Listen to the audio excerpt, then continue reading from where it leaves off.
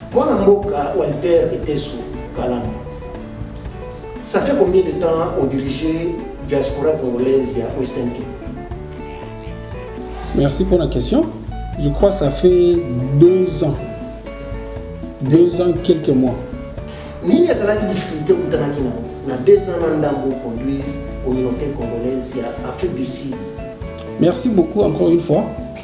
Un leader, il y a communauté. Ce qu'on a dit c'est que la gérée communauté, Isaac Rose, il n'est pas un leader.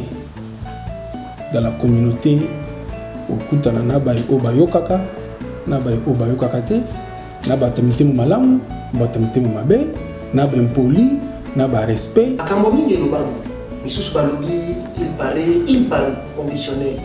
Mbongo ya M23, bozwa ki mbongo ya M23, bamisusu balobi bozwa ki mbongo ya Union Sacrée, bamisusu bafundi bino, balobi bino na mutu ya décidé aussi au lieu de servir la communauté congolaise, on servir bino. Malobézé pana, mi défendre, puisqu'ils ont réputation, il y a une réputation, il y a équipe. Ouais. Ce n'était pas rose. Il y a eu des épines, mais vocation on a. Likaboana et Zakatina pour servir la communauté et nous avons tenu bon. Nini yo la équipe na Bovandia, Bosali na compte la communauté, les Bosali ban.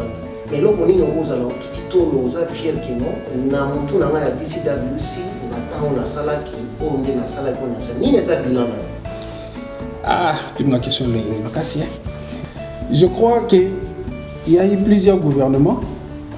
Avant comme on a eu coordonné du CWC, mais vous permettez quand même la bête à matolo. Ni balabara bande qu'on a vu sur balanganze mbosoki pe balobeliote yomofomi lobela. Aujourd'hui, nous avons la fierté au bakino du CWC. Na mandat na ngai to sali plus de 70%. Il y a réussite, il y a port, il y a changement dans le CWC. Il y a guerrier, équipe va guerrier.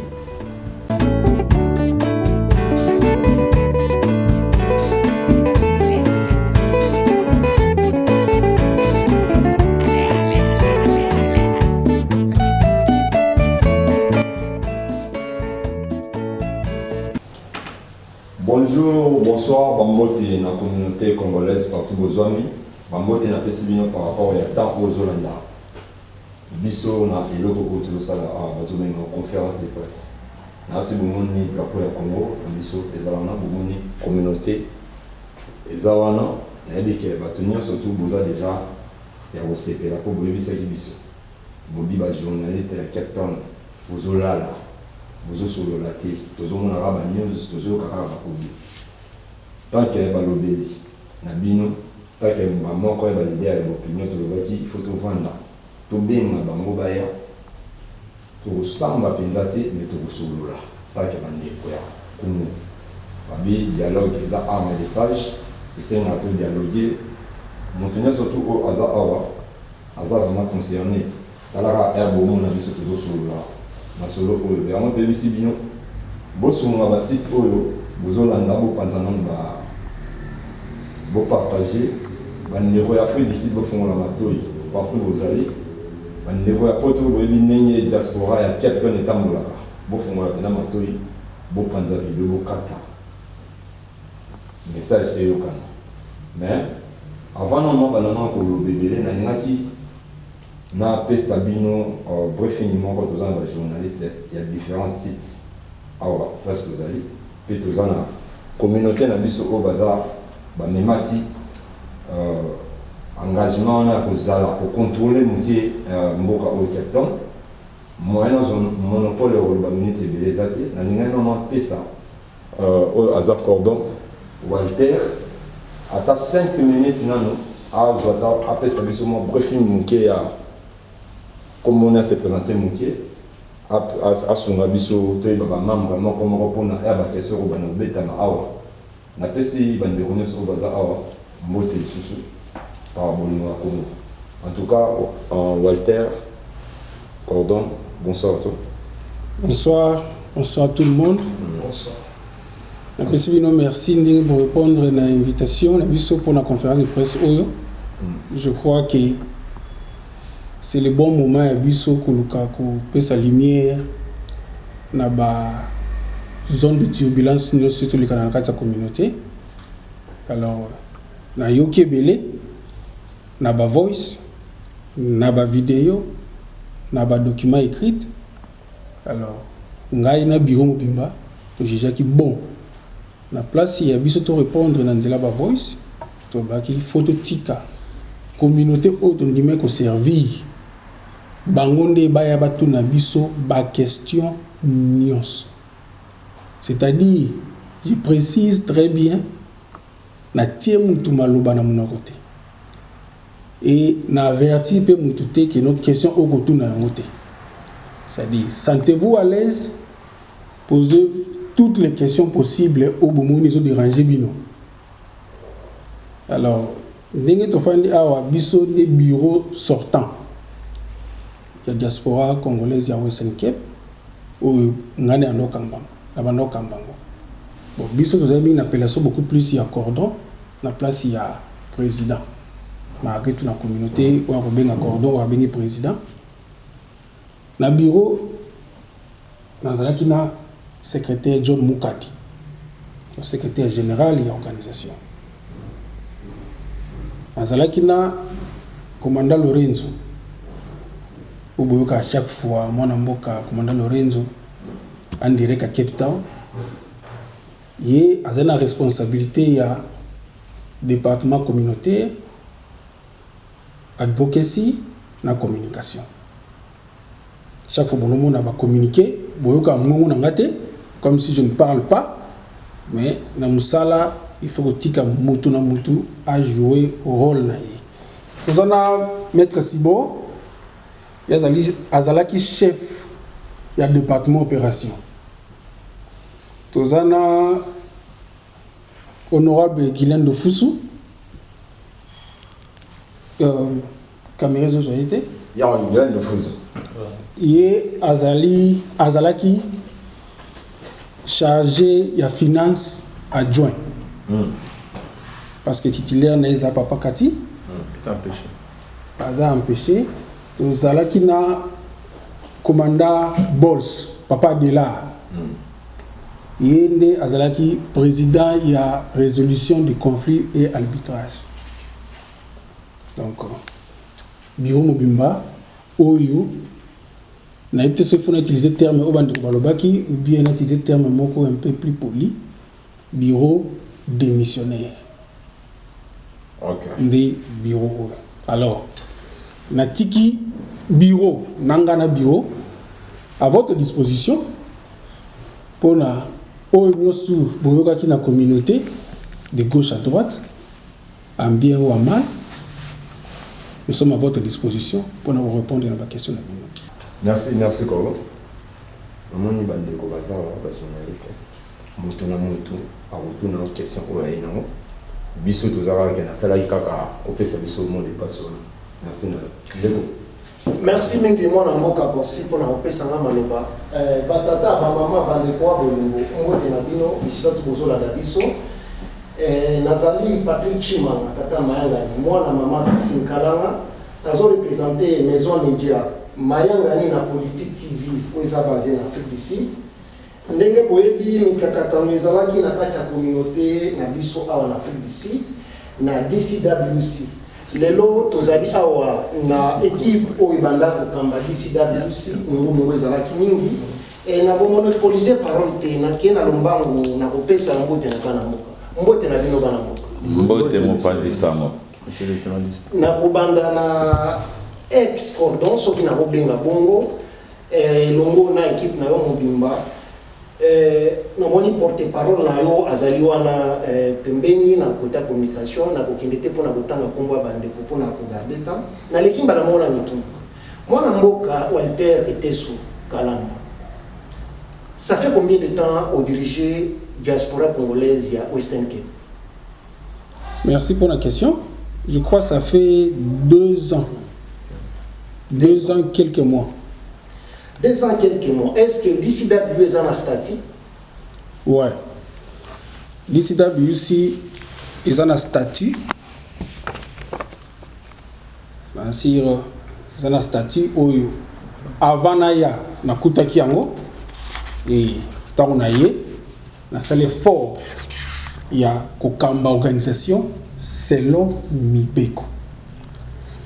Je crois que nous devons faire la part des choses pour vivre les bandes mboka. Il faut tout une différence et différence en gros eza na makomi et sans makomi différence ezate. C'est-à-dire eza nango jungle. Alors kolani sama komi nde ezaki moko ya cheval de bataille nanga. Merci mingi mwana mboka. Est-ce que ezalaki facile pour conduire communauté congolaise pambate bisika biso ba congolais tozali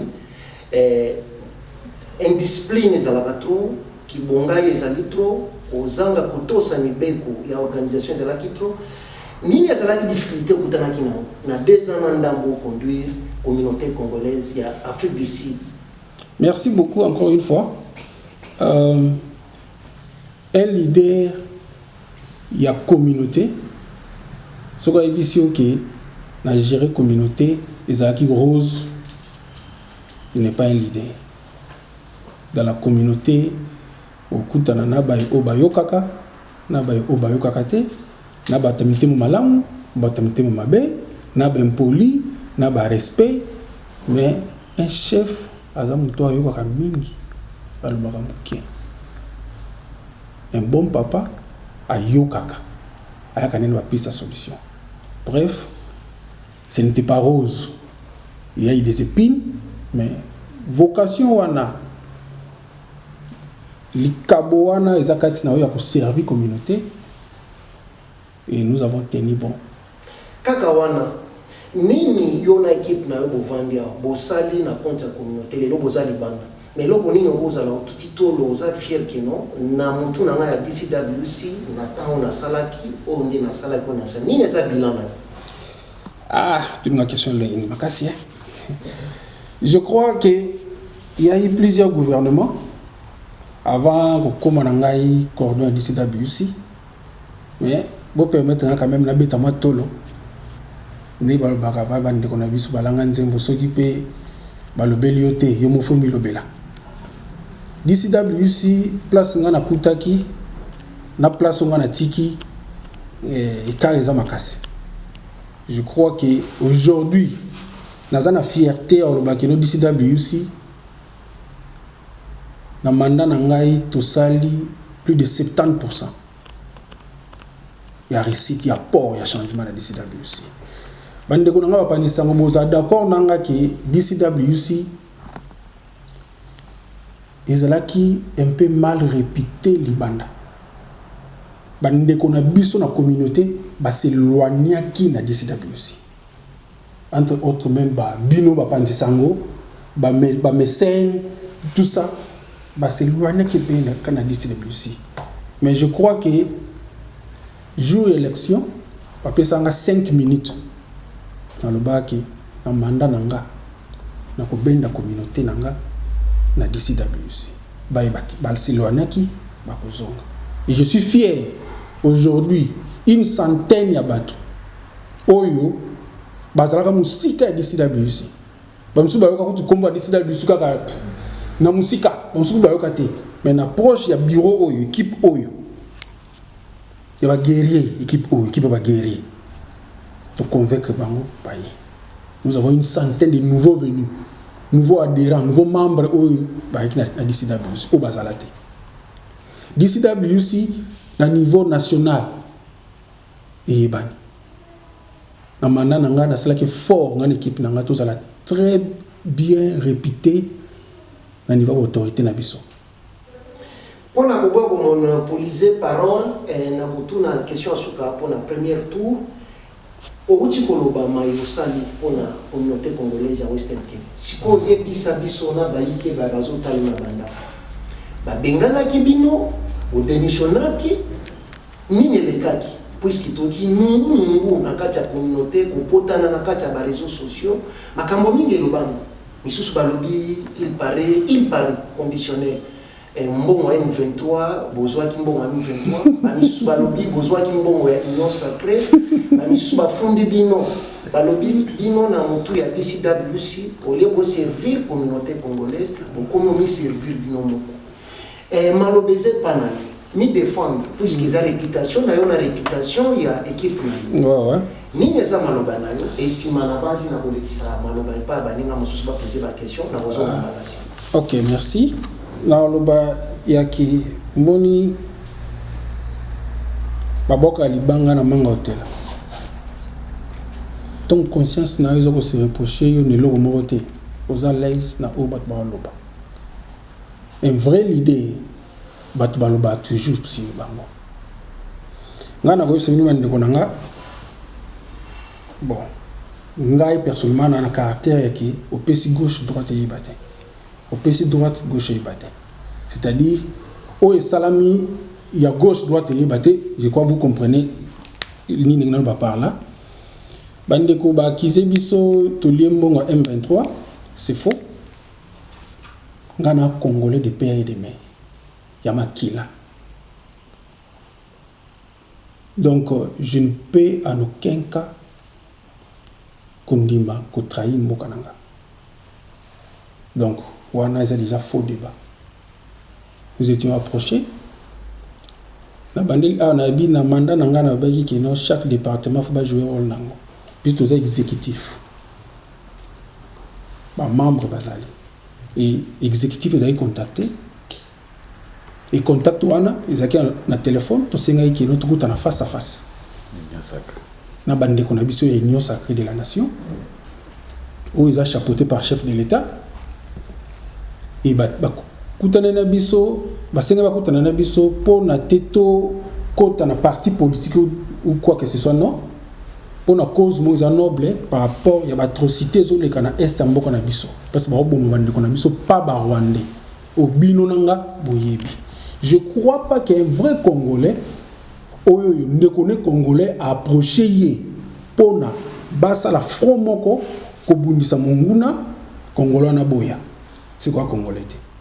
C'est-à-dire bande ko na biso Union Sacrée ils na Kinshasa mais baza ba représentant na bango awa ou baza accrédité ba contacter ki bureau oyo. Et tant qu'il est responsable, il fallait tous s'entretenir dans na bango to yeba eloko ni bolingi biso toza boye bino bolobi boye bino ba politique biso za politique mari a comme mboka na biso tala avant to ya na message wana na communauté ou na assemblée qu'on soit aval na bango parce qu'il faut retenir une chose d'ici dans biso tambola kana autorité suprême les alliés assemblée soit ensemble non mais il était un bon père na ko yaka te kinote assemblée marche il fallait saluer le 17 mai et le 17 mai wana tous a conscient na bino nanga ke awa na Western Cape bon organisation non gouvernementale ezali ebeli communauté telle bana ya boy et je ne saurais vous confirmer banani ba contacta ki bande ko Union Sacrée bane ba contacta ki te mais tellement bande ko ba ki solo organisation o eza très bien structuré o tambola solo mi beko o ezo kama na mwana mboka Walter Itenso Kalamba o ezali ngai bande ko ba jije ki no vi crédibilité nanga ba contacter nga na bureau na contact na bango to solo na bango.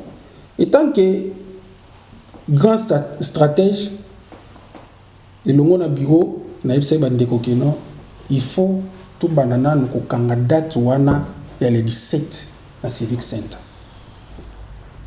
Comme ça, bandeko na biso, ba okenyanzira mususuti. Ba za rencontrer, baya et pas na biso. Ce qui a été fait.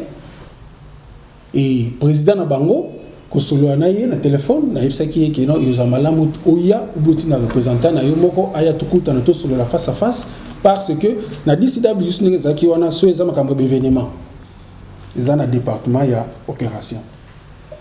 Alors donc yo solo ananga je crois que c'est ngoti na représentant na ya pour na représentant na yo na opération bazala wana kosolo la après représentant na yo to komema na assemblée pour na koyoka pe assemblée pour na toza go ahead.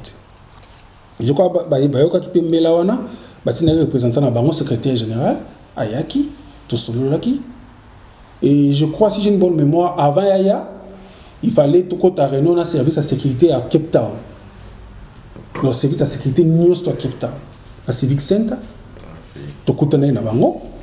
Et ça dit que la condition oyo na représenté ambassade ya consulat aux États-Unis ou aux ala Tokai, la condition o ba pesa ki nga déjà na mona ki on déjà yo simbaté.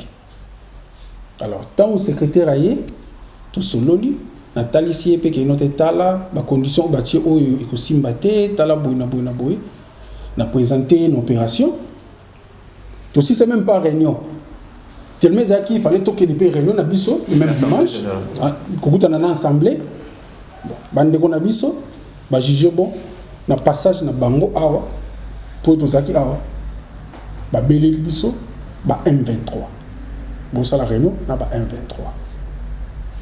Tu gardes silence, même si tu dis que tu n'as pas paya, tout solo là, tout silisa. Les amis, papa qui a quelque chose, bah, on va aller dans la baie pour les amis, bah, c'est la solution. Donc, les qui qui avec le sport qui non, tu si bon, tu as réunion d'abisso, tu peux poser problème, tu as silisa, tu as ça tout, bino beaucoup qui n'inamte, beaucoup de la peine à bango, de façon pour ça go ahead, pour na total la marche, pour la condition a et simba quitter. Tu peux on a idée que nos matchs fait seulement à Pretoria.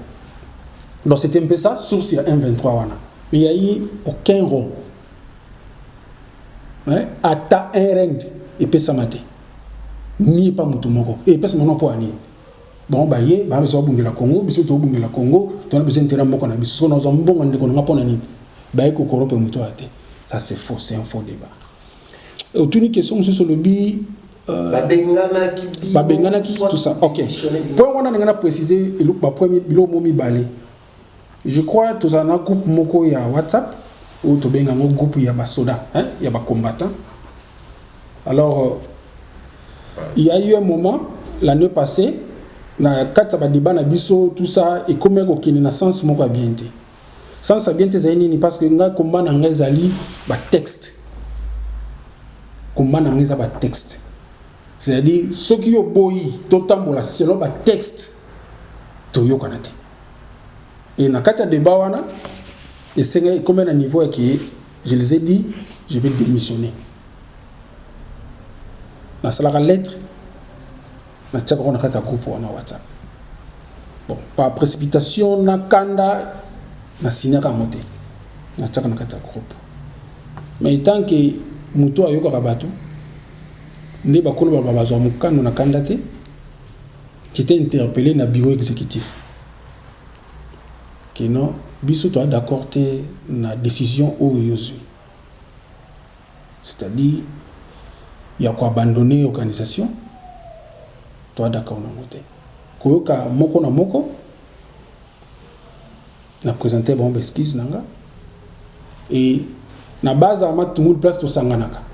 Parce que jusque-là, tu as un bureau, on a présenté des esquisses dans l'Assemblée.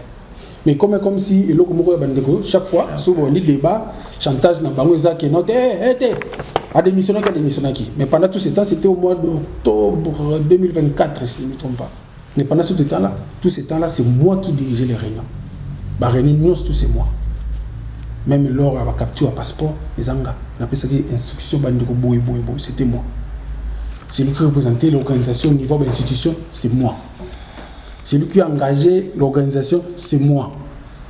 Alors, et quoi arrivé que Bandeko, Baeko accusé Bisso, donc Gaï sous son bureau, nanga, qui tout limite tout changer combo et organisation, tout limite tout ça là, tout voter statut, sans pour autant Bandeko, tout ça.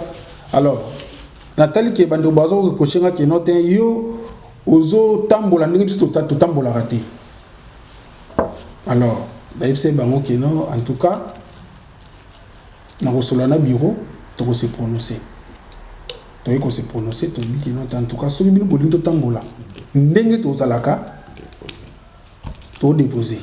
So to tambola solo mi beko to continuer.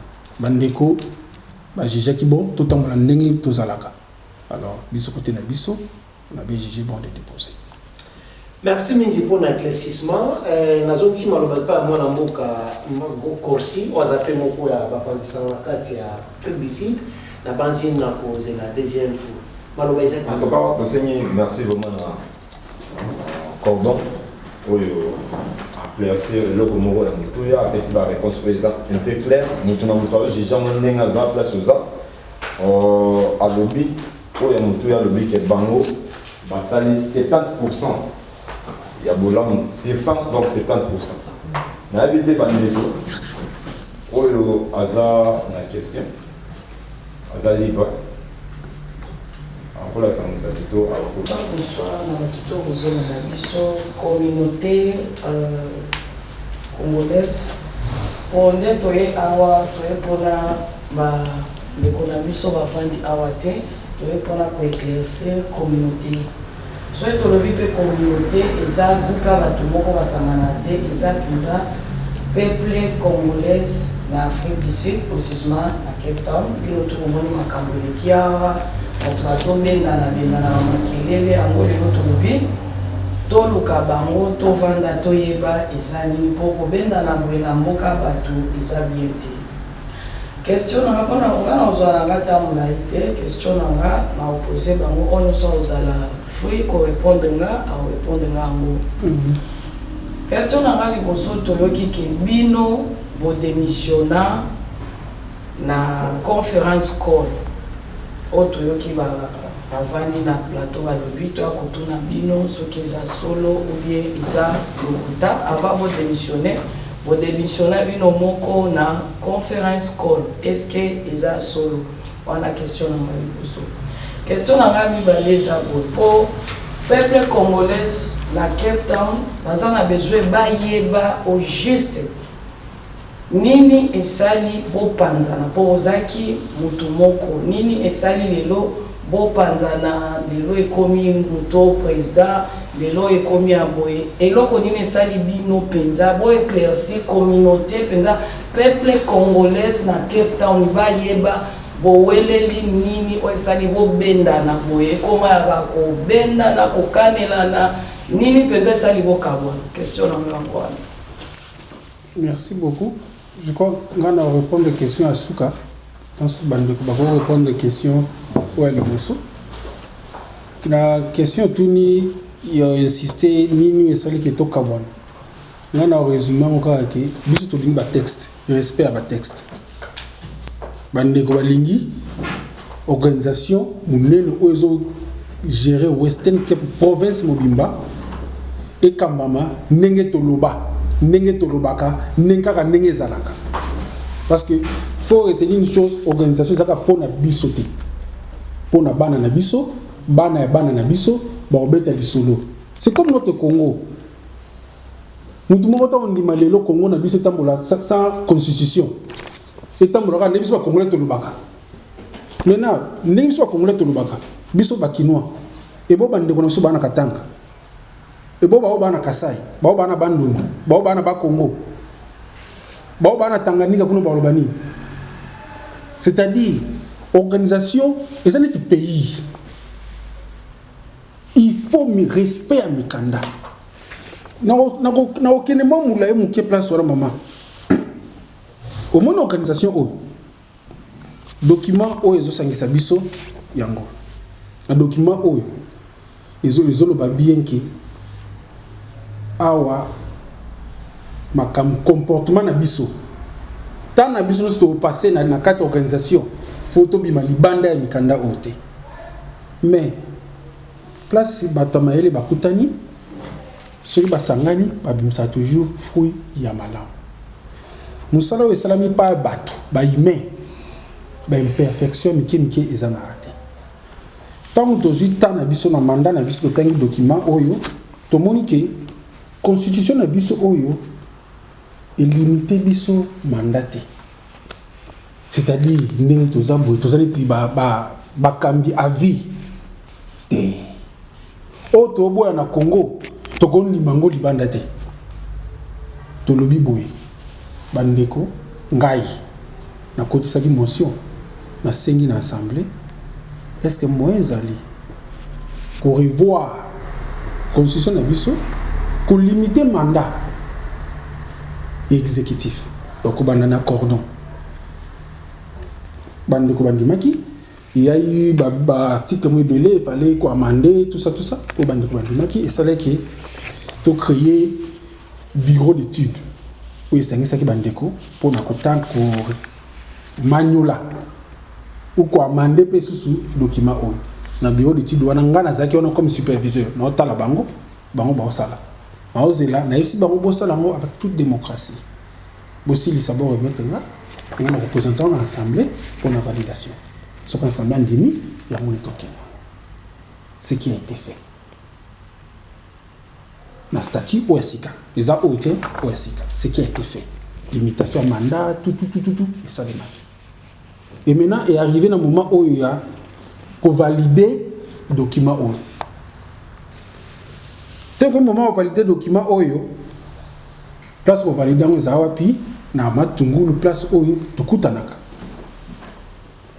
to lancer appel bandeko boya tokutana bandeko bayakate boya tokutana bandeko bayakate boya tokutana bandeko bayakate to kaboli document oyo na groupe mutu nyos tu o azana kata groupe azana document oyo bandeko botanga o amoni kazana article moko amoni keno foko amender foko sala bino nde organe suprême boloba bandeko se manifester te ba misusu ote ngana tangi na tana ngai tout ça boya tukuta bayaka te alors ngana zongi susu pana bango na ibisi bango na vie alors le kola to bengisi presque 3 dimanches bozoya te dimanche ezoya il faut to voter statut oyo mais na okini sikona maloba na bino obolobaka place mi balé misatu basangani soki basangani ka place to kutana ka wana décision bazui wana e kangami na se kangam pe likolo c'est-à-dire dimanche ezoya bandeko boya to solola pour na statut et dimanche ngona to se retrouver ka 5 personnes et sur 5 personnes la majorité des cas sont membres du bureau. Vous voyez une chose, nous sommes des intellectuels en dehors il y a une responsabilité dans l'organisation to zapper ba membres. Tout le monde même dans le Sénat, le président du Sénat a voté rapé. Le président de l'Assemblée nationale a voté rapé. Même le président de la République a voté rapé. C'est-à-dire, il n'a pas le droit de voter. Il n'a pas le droit de voter. C'est-à-dire, il doit fonctionner bien sur les membres. Tu as coutani, tu as saliqué, tu as voté, statut, ou SICA, et l'équipe, tu es dans l'Assemblée, tu es sur le statut, et l'équipe. Tu tout, silence radio. Après 2 semaines, Ndekomoko a été noté bureau na bino déjà démissionnaire pour organiser l'élection le 30 avril. Or, on s'est dit, dans le bureau études, avant l'élection, il faut statut et si là, et les cas adopté, règlement d'ordre intérieur, et si là, et les cas adopté, comme ça, on a des documents juridiques aux autres Moussabiso que nous surtout à respecter. Parce que dans le règlement d'ordre intérieur, ça passe par sanctions. Ah, sanctions zati. Donc, c'est théorie, pratique dans le règlement d'ordre intérieur. Place où on a fingio, on a bonisi congolais, on a salibo, mbano nangeza nini. Ce qui a violé awawa, mbano nangeza koto. Il fallait que nous ayons 2 documents pour que notre organisation soit tambola ndenge selili.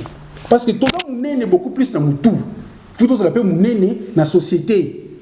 Tant que nous avons la mesure pour répondre bango na ba question nous surtout ne botu na biso lelo.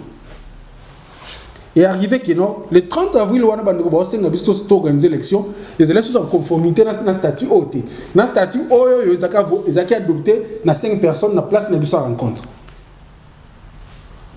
Alors, tant que tu bande ko noté, au moins statut ngo wana botangi bien té. Article 1 l'élection le 30 et l'obité élection et l'obit que nos bureau exécutif il faut éliminer la biso bureau à CENI. Bureau à CENI wana il faut être indépendante bâtir la biso ba loi ba règle du jeu donc ba loi électorale de façon que nous mutunyo surtout à poser candidature naï. Et l'obité jour élection wana. C'est-à-dire vous n'avez pas bien interprété l'article. Place makile les bandits. Ote bolingo dinda mawana bolingo sala mais comment se fait-il mutu a besoin d'inda na pouvoir et le ko sa téléméli qui non limitation mandat bo pesa limite mandat na Je crois que nos présidents ont voté, c'est que nous avons limite à mandat à OCP là. Place à nous aussi mon côté. Mais moi, j'ai choisi, il y a que nous avons limite à mandat nanga. Il faut élection seulement, par session pacifique seulement, na yebi que nous avons 6 mandats nanga, na banda ki awa, na suka ki awa, yokoti, tala awa, O, A, B, C, D, continue. Alors, et ça, maintenant que nous, binomoko wana, statut wana, bozobo yango, o te cause la votamine à 5 personnes te, mais quand bino moko wana bolingi to appliquer article o lobi qui no élection le 30, o bo interprétant bien te, vous voyez un peu. Et bendaki makelele. Ngana esi bande ko na bi keno, ngai nazana besoin kodina na pouvoir te na besoin de transparence, soki bolobi bolingi boité, c'est-à-dire bolingi mi be côté. Na meka ko appliquer maloba na bino, o bolobaka keno kaka ndenge zalaka, kaka ndenge to salaka, kaka ndenge to kumbelaka. Tellement jouer un avantage na bino te bosiliki, mais si jouer un avantage na bino bonga bosilikate. Par conséquent landimi na déposé En tout cas, na éviter ce qui va pas par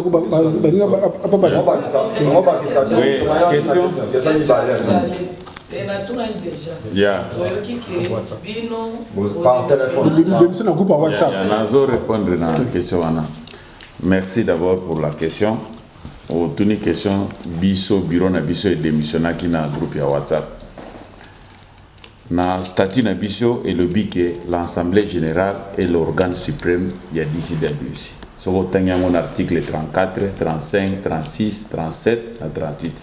Donc cela veut dire que le bureau exécutif n'est pas allé à l'Assemblée générale est à l'école na biso. Alors, Assemblée générale est à place de Samanaka. Merci. Est à place de Samanana Arma Tungulu.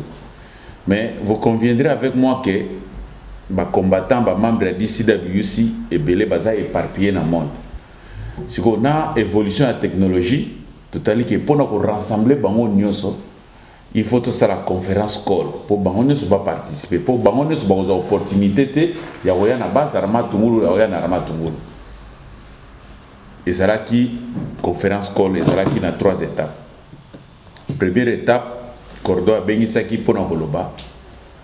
Ko tuna question. Bino assemblée générale boza ba konzi a DCWC. Qu'est-ce que vous reprochez jusqu'aujourd'hui